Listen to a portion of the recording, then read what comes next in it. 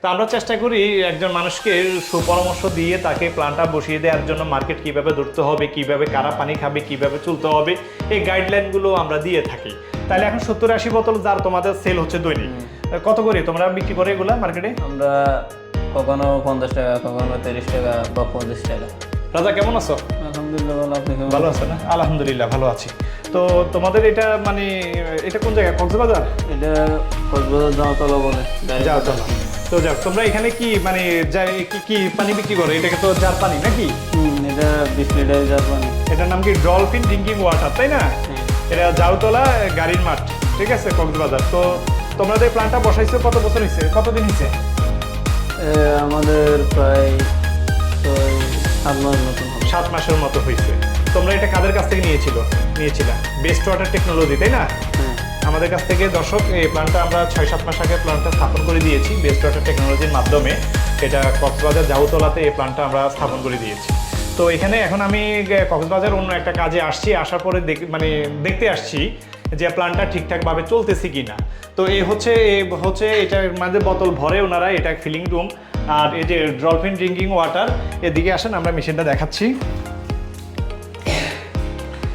এ হচ্ছে মেশিনারি। এখানে আমরা এটা 6000 জিবিডি ওয়াটার প্ল্যান্ট। প্রথমত এখানে আমাদের একটা 1.5 গড়া মোটর আছে, এখানে 1.5 গড়া একটা মোটর আছে, তারপরে মাল্টিমিডিয়া ফিল্টার দেওয়া আছে, এরপরে অ্যাক্টিভেটেড কার্বন ফিল্টার, তারপর সফটওয়্যার ফিল্টার, তারপরে এদিকে আমরা 6000 জিবিডি একটা আরও মেশিন দিয়েছি। তো অলরেডি এখানে আমরা আসার পরে দেখছি পানির প্রোডাকশন একটু কম যাচ্ছিল। পানি আমাদের টেকনিশিয়ানরা বলেও দিয়েছিল ওইখানে পিপি ফিল্টার আছে, ওটা পাল্টানোর কথা বলা হয় থাকে, হয়তো বা তারা ভুলে গেছে বা তাদের মনে নাই, ফিল্টারটা জাম হয়ে গেছে। পরে ওইটা চেঞ্জ করে দেওয়ার পরে প্রোডাকশনটা আবার আগের জায়গায় চলে গেছে। 7 মাস আগে যা দেওয়া হয়েছে এখনও ঠিক তাই আছে। তো এখানে একটা আমরা স্টোরেজ ট্যাঙ্কি দিয়েছি, এটা হচ্ছে তাইওয়ানের স্টোরেজের ট্যাঙ্কি। এটা মধ্যে পানিটা জমা থাকে, জমা থাকার পরে জার বোতলে ভরে ওনারা মার্কেটে এই পানিগুলো বিক্রি করতেছে। তা আপনাদের এখন সেল কেমন হচ্ছে? আলহামদুলিল্লাহ আমাদের ডেলি প্রায় 70-80 যায়। ডেলি 70-80 বোতল, মানে এটা খুচরা সেল, তাই না? খুচরা এখন আমাদের বড় বড় পার্টি আছে, ওরা মাসিক নেই, ওগুলো আলাদা না? 70-80 বোতল শুধু তোমাদের সেল যায়, আর যারা মাসিক নেই ওগুলা আলাদা। আর এখানে তো তোমাদের কি যেন শুধু জার পানিটাই বিক্রি করো, তাই না? এখন আপাতত জার পানি। ব্যাটারি পানির প্ল্যান্টও তো দেওয়া হয়েছিল না, এটা এখনো করে নাই, ওটা এখনো চালু হয় নাই। ওটা আলাদা আছে, ও আলাদা জায়গায় রাখা আছে, ঠিক আছে। যেহেতু টেকনিশিয়ানরা আসছে ওনারাও একসাথেই নিয়েছিল।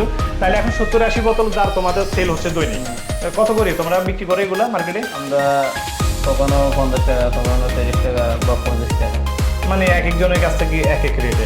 তো এমনি 70-80 বোতল পানি বিক্রি করে খরচা তো উঠতেছে নাকি? মোটামুটি আপাতত আছে এমনি খরচা। তো 70-80 বোতল তো হবে। ও অবশ্যই শীতকাল গেছে তো, তাই না? গরম পড়ার সাথে সাথে আবার সেল বাড়তে পারে। এখন যদি 70-80 বোতল হয়, গ্রীষ্ম পড়ার সাথে সাথে কিন্তু সেটা 150-200 বোতল হওয়ার সম্ভাবনা আছে। কারণ গরম যত বেশি পড়ে পানি মানুষ তত বেশি খায়, যত গরম না পড়ে তত মানুষের খাওয়ার পরিমাণ কম। এখন তো ইফতারের পরে মানুষ পানি খেতে পারবে, এর আগে তো আর খেতে পারবে না। তো যেহেতু রমজানে 70-80 বোতল যাইতেছে, তার মানে গ্রীষ্ম মানে ঈদের পরে ধারণা করো যে 150-200 বোতল হয়তো যেতে পারে, তাই না? তখন তো মানুষের খাওয়া বেড়ে যাবে। তো দর্শক, এইভাবে আমরা এই জার ড্রিঙ্কিং ওয়াটার প্ল্যান্টগুলো আমরা এই সারা বাংলাদেশে স্থাপন করে দিয়ে থাকি।